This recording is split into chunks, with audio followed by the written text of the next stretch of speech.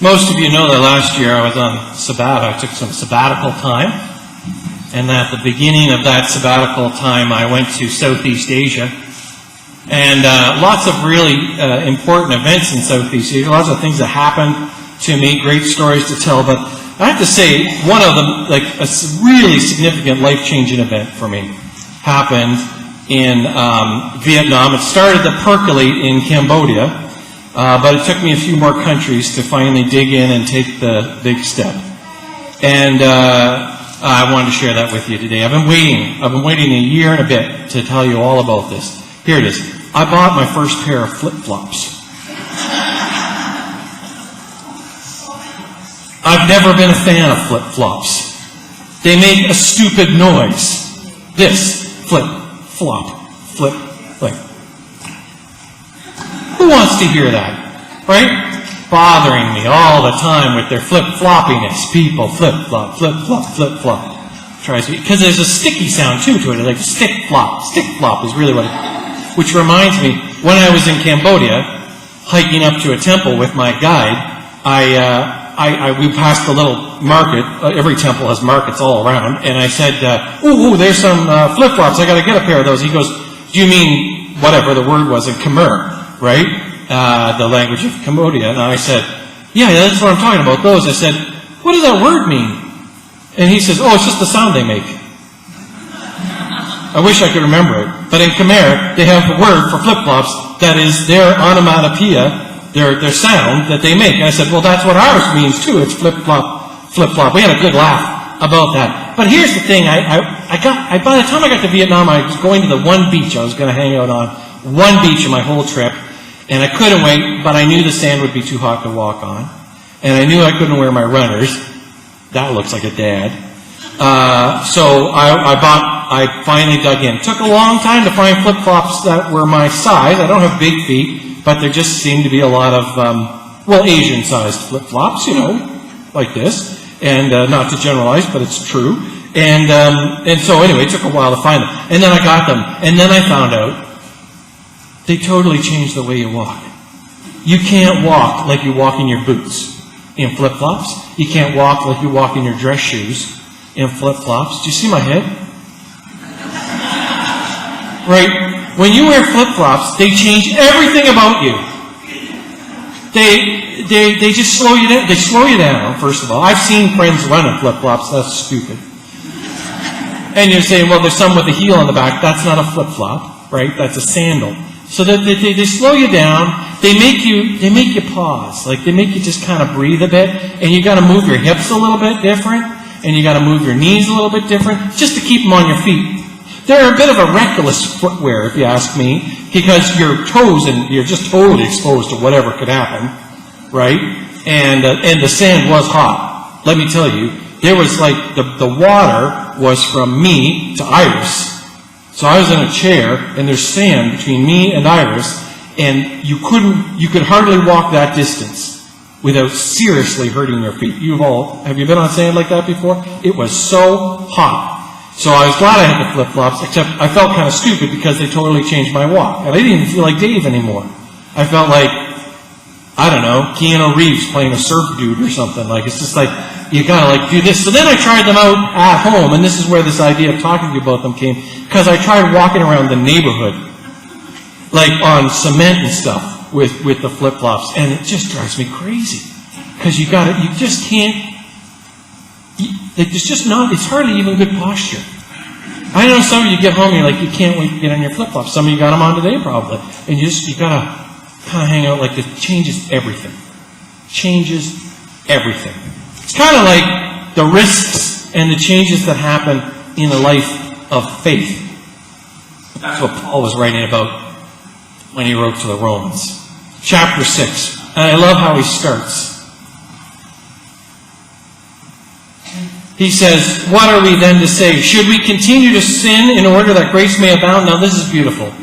Because he's just built this argument that we are very sinful, but grace erases it all, and it's so fantastic when grace comes and happens. And we're saved, and we're justified, and all those cool words that he uses. We're reconciled to God. It's so great. Why wouldn't we want more grace to happen, right? And so he knows that people are thinking, well, that we should sin more so that grace can happen even more. Right? I know you were thinking about that the last few Sundays. And it's a great Christian dilemma. If God loves us no matter what, and grace feels so good, should we just keep on sinning so that grace has an entrance? No, Paul says. Should we continue to sin in order that grace may abound? By no means, he says. How can we who died to sin go on living in it?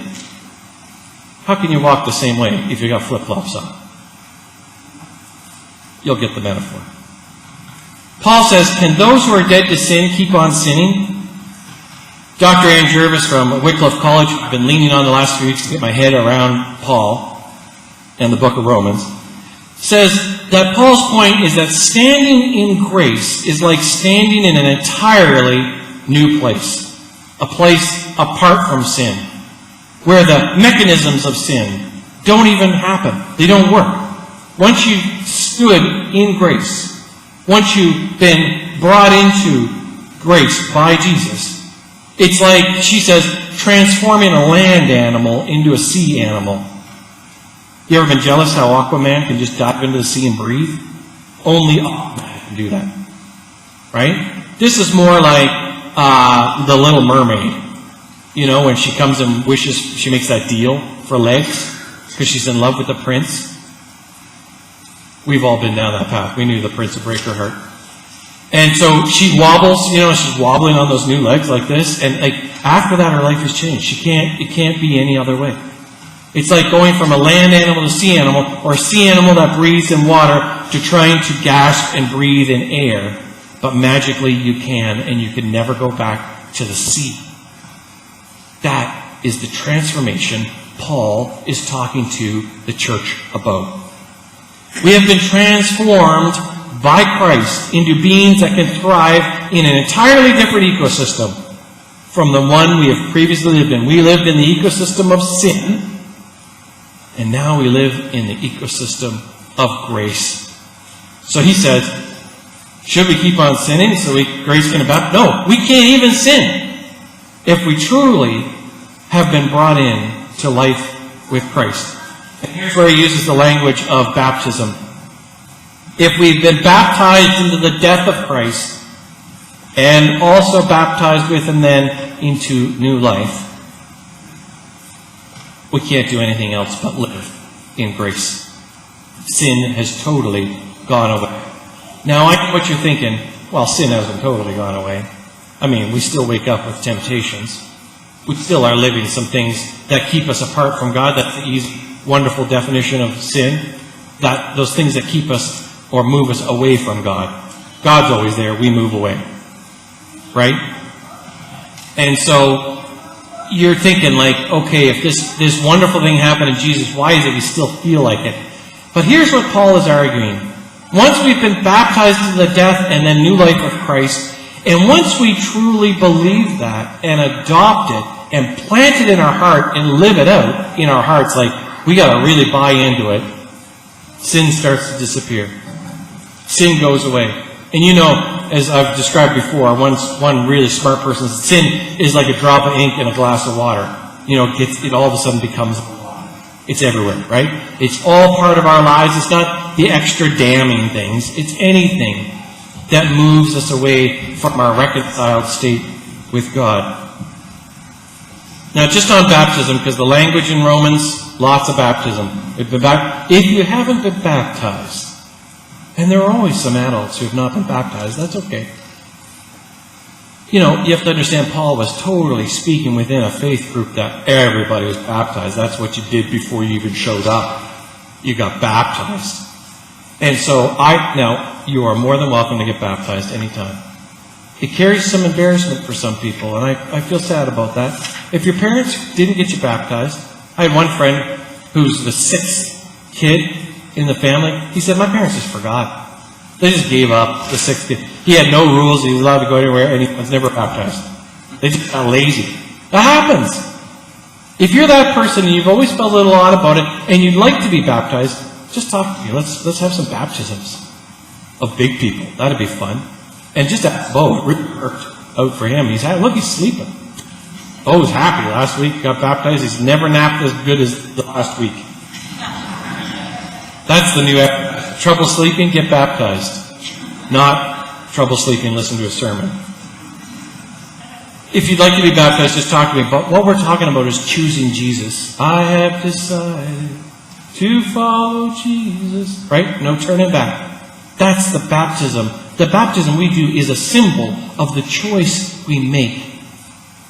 So Paul is talking about once you have chosen Jesus, once you have chosen to live with Jesus in the death and die to sin and be born into new life, how can you act any other way?